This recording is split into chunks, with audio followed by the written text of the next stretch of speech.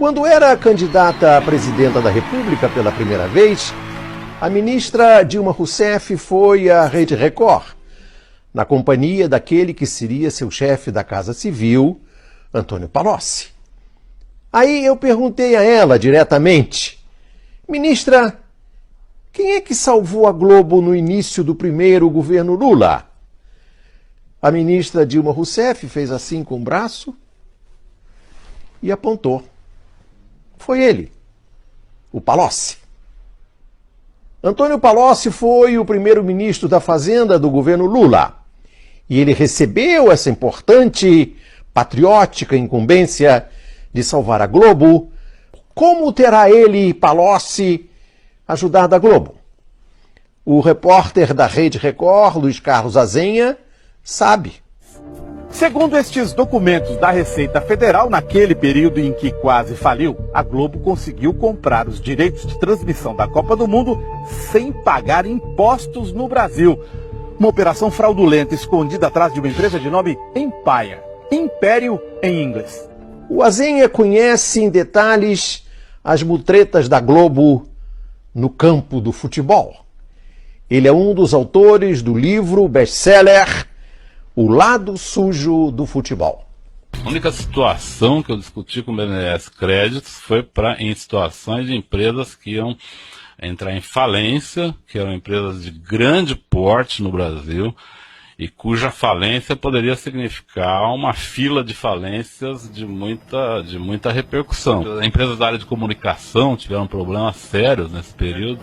Palocci definitivamente não podia deixar a Globo falir. A Dilma também não. E a Dilma queria se reeleger. Então, como o Fernando Henrique em 2002, a Dilma, em 2014, resolveu não deixar a Globo falir.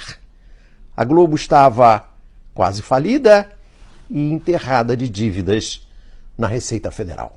No dia 18 de junho de 2014, a Dilma baixou a Lei 12.996.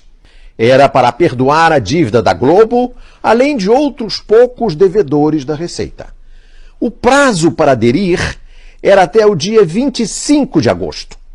Rapidinho, no dia 22 de agosto, a Globo aderiu e pagou à vista R$1 bilhão. E o filho do Roberto Marinho se livrou, por enquanto, da cadeia. E pagou à vista um bilhão, mas peraí, a dívida era de 2 bilhões, com juros, multa, correção monetária. E o outro bilhão?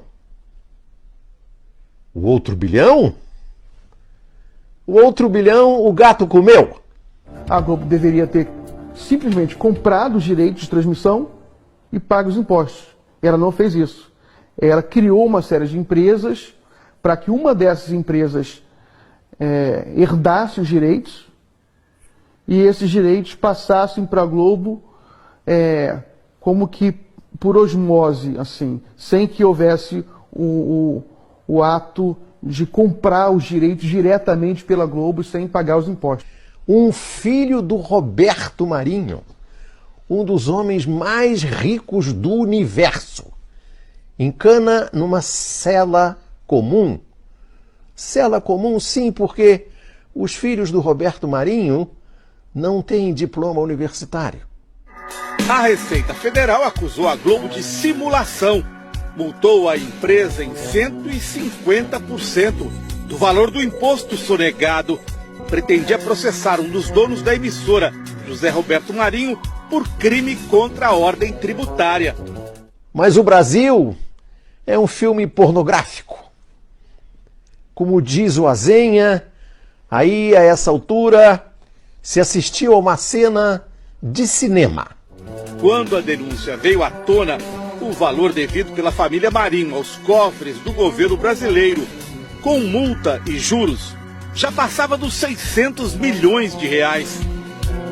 Foi então que aconteceu um episódio de cinema. Uma funcionária da Receita do Rio de Janeiro, Cristina Mares Ribeiro, que estava em férias, furtou o processo. Foi na véspera dele ser remetido ao Ministério Público Federal. Um dos donos da Globo corria o risco de ser processado criminalmente por omitir informação ou prestar declaração falsa às autoridades fazendárias. Isso beneficiou muito a Globo, porque ao não chegar no Ministério Público, não se torna uma investigação de ordem criminal, o que poderia ser um constrangimento muito grande para a família Marinho. Inclusive, constrangimento de ordem política, afinal são figuras públicas que detêm uma influência política determinante no cenário brasileiro, né, na conjuntura política brasileira. Então eles escaparam dessa.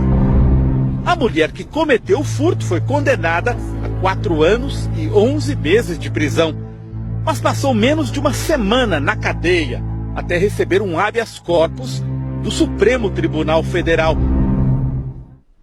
E quem será que deu o habeas corpus à dona Cristina Ribeiro? Quem pode ser? Quem? O ministro Gilmar Mendes. Ela, condenada a 4 anos e 11 meses de cadeia, ficou na cadeia uma semana. É ou não é uma cena de cinema? Quem sabe de um filme pornográfico? Quem vai botar a Globo na cadeia? Quem quer ouvir a delação do Palocci? Quem quer ver os filhos do Roberto Marinho numa cela comum? O Fernando Henrique não quis. O Lula não quis. O Palocci não quis. A Dilma não quis. Segundo fontes do Domingo Espetacular, a Polícia Federal teria sido retirada do circuito pela Procuradoria-Geral da República. Integrantes da Força-Tarefa da Lava Jato denunciam pressões para não aceitar a delação de Palocci sobre a Globo. Quem quer ouvir a delação do Palocci?